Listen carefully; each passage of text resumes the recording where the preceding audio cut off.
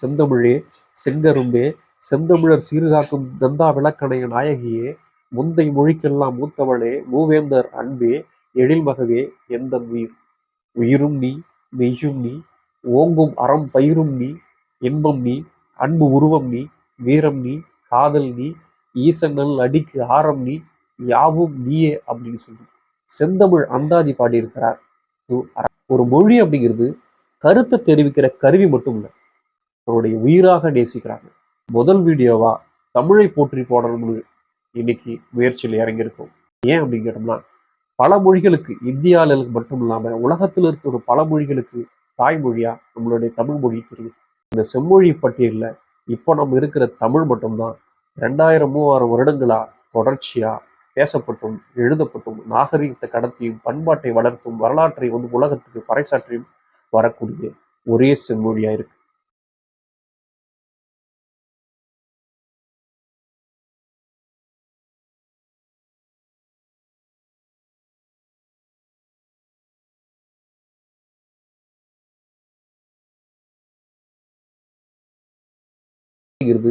கருத்தை தெரிவிக்கிற கருவி மட்டும் இல்லை, அது தன் இனத்தோட வரலாறு, கலாச்சாரம், பண்பாடு இது எல்லாம் தாங்கி நிற்கக்கூடிய ஒரு பண்பாட்டு கருவூலம். அதனாலதான் தமிழ் மொழியை தமிழர்கள் ஒரு மொழியா மட்டும் பார்க்காம அவருடைய உயிராக நேசிக்கிறாங்க.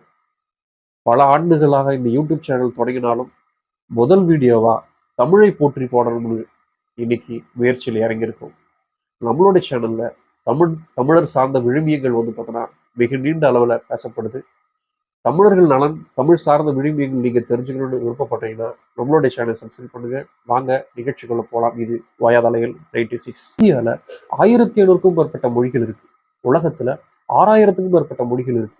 இந்த மொழிகளுக்கெல்லாம் இல்லாத சிறப்பு நம்ம தமிழ் மொழிக்கு மட்டும்தான் இருக்கு. ஏன் அப்படின்னு கேட்டோம்னா, இந்த மொழிகளுக்கெல்லாம் மூத்த மொழி, இந்த மொழிகளுக்கெல்லாம் மூல மொழி, இந்த மொழிகளுக்கெல்லாம் தாய்மொழி எதுன்னு கேட்டோம்னா அது கட்டாயமா நம்மளோட தமிழ் மொழியா தான் இருக்கும். ஏன் அப்படின்னு கேட்டோம்னா, உலகத்தில் தோன்றிய முதல் மொழியே நம்மளுடைய தமிழ் மொழி தான். கிரேக்கம், லத்தீன், சீனம், எபிரேயம், அரபு இப்படி பல மொழிகள் செம்மொழியா இருந்தாலும் இந்த செம்மொழி பட்டியலில் இப்போ நம்ம இருக்கிற தமிழ் மட்டும்தான் 2000-3000 வருடங்களா தொடர்ச்சியா பேசப்பட்டும் எழுதப்பட்டும் நாகரிகத்தை கடத்தியும் பண்பாட்டை வளர்த்தும் வரலாற்றை உலகத்துக்கு பறைசாற்றியும் வரக்கூடிய ஒரே செம்மொழியா இருக்கு. அதனாலதான் வள்ளலார் அவர்கள் எளிதில் பேசவும் எளிதில் பாடல் இயற்றும் இயற்கையாக அமைந்த செம்மொழியாக தென்மொழி ஒன்று தமிழ் மொழி அப்படின்னு சொல்லி வள்ளலாரே தமிழை போற்றி புகழ்ந்திருக்கிறார். தமிழ் மொழி எங்க தோன்றுச்சு, எங்க உருவானுச்சு அப்படின்னு பல அறிஞர்கள் பல்வேறு கருத்துக்களை முன் வச்சிருக்கிறாங்க. அதுல 2 கருத்துக்கள் மட்டும்தான் நம்மளால ஏற்றுக்கொள்ளக்கூடிய அளவுக்கு இருக்கு. ஒண்ணு, தமிழ் மொழி குமரி கண்டத்துல தோன்றிருக்கணும், இல்லை அப்படின்னா அது சிந்து சமவெளி நாகரிகத்துல தோன்றிருக்கணும் அப்படிங்கிற 2 கருத்து தான் இப்போ நம்மளால ஏற்றுக்கொள்ளக்கூடிய அளவுக்கு இருக்கு.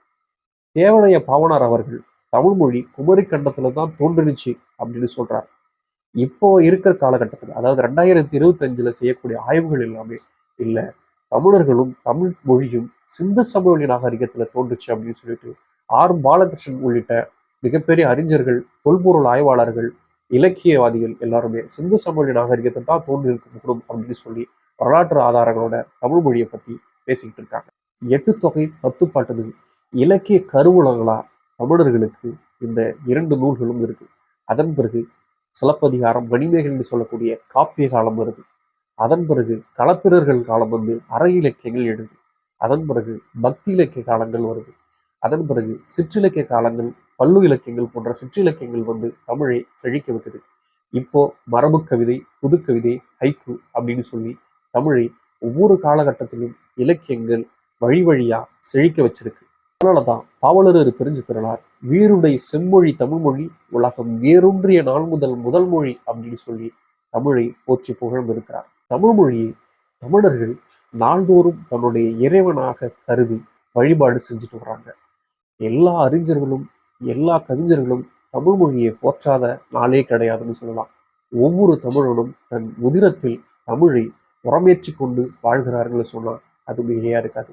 அதுக்கு சில எடுத்துக்காட்டு தான் இந்தி மொழியை தமிழ்நாட்டில் திணிக்கணும்னு சொல்லும்போது இந்தி மொழிக்கு எதிராக தாளமுத்து, நடராஜன் போன்றவர்கள் மரணம் அடைஞ்சு தமிழ் மொழியை நாங்கள் உயிர் கொடுத்தனும் காப்போம்னு சொல்லி இந்த உலகுக்கு பறைசாற்றியிருக்காங்க.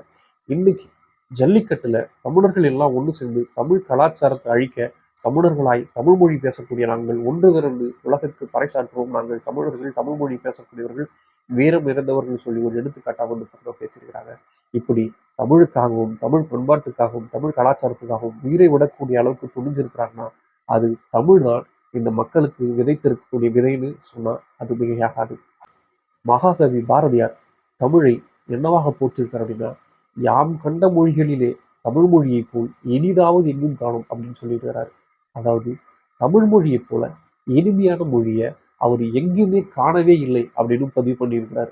அது மட்டும் இல்ல, வாழ்க நிரந்தரம், வாழ்க தமிழ்மொழி, வாழிய வாழியவே, வானம் வளர்ந்தது அனைத்து மலர்ந்திடும் பன்மொழி வாழியவே, ஏழ்கடல் வைப்பிடும் தன்மனம் வீசி இசை கொண்டு வாழியவே, எங்கள் தமிழ்மொழி எங்கள் தமிழ்மொழி வாழிய வாழியவே அப்படின்னு தமிழ்மொழியை வாழ்த்தி வணங்கி போற்றி புகழ்ந்து வழிபாடு செய்கிறார் நம்முடைய பாரதியார்.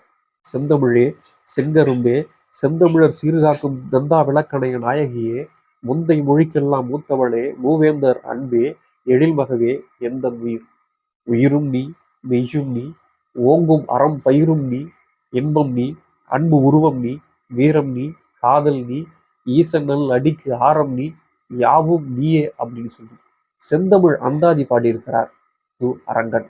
தமிழுக்கு அமுதென்று பேர், அந்த தமிழெங்கள் இன்ப தமிழெங்கள் உயிருக்கு நேர், தமிழுக்கு நிலவென்று பேர், இன்ப தமிழெங்கள் சமூகத்தின் விளைவுக்கு நீர், தமிழுக்கு மனம் என்று பேர், இன்ப தமிழெங்கள் வாழ்வுக்கு நிர்மித்த ஊர்னு சொல்லி தமிழை அமுதமாகவும் தமிழை நிலமாகவும் தமிழை வாசம் வீசக்கூடிய மனமாகவும் போற்றி புகழ்கிறார் பாவேந்தர் பாரதிதாசன்.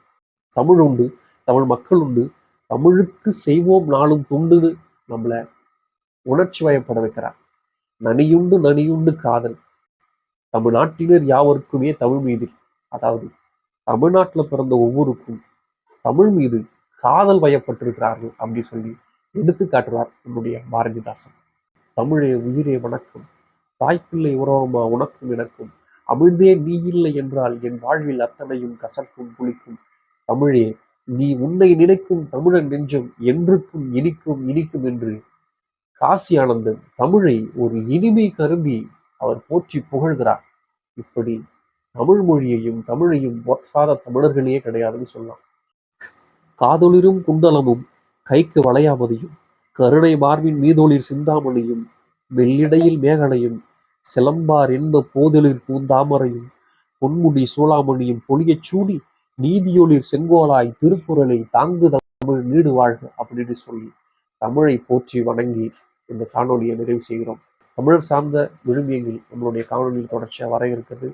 உங்களுக்கு தமிழர் நலன் மீதும் அக்கறை இருந்தா, தமிழர்கள் மீதும் அக்கறை இருந்தா, இந்த தமிழ் சமூகத்தின் வரலாறுகளை தெரிந்துக்கணும், இந்த தமிழ் சமூகத்தில் ஏற்பட்ட விழுமியங்களையும் நம்ம வந்து பார்த்தோன்னா ஸ்பரிசம் பண்ணணும் அப்படின்னு நினைச்சோம்னா நம்மளுடைய ஓயாத அலைகள் சேனலை சப்ஸ்கிரைப் பண்ணுங்க.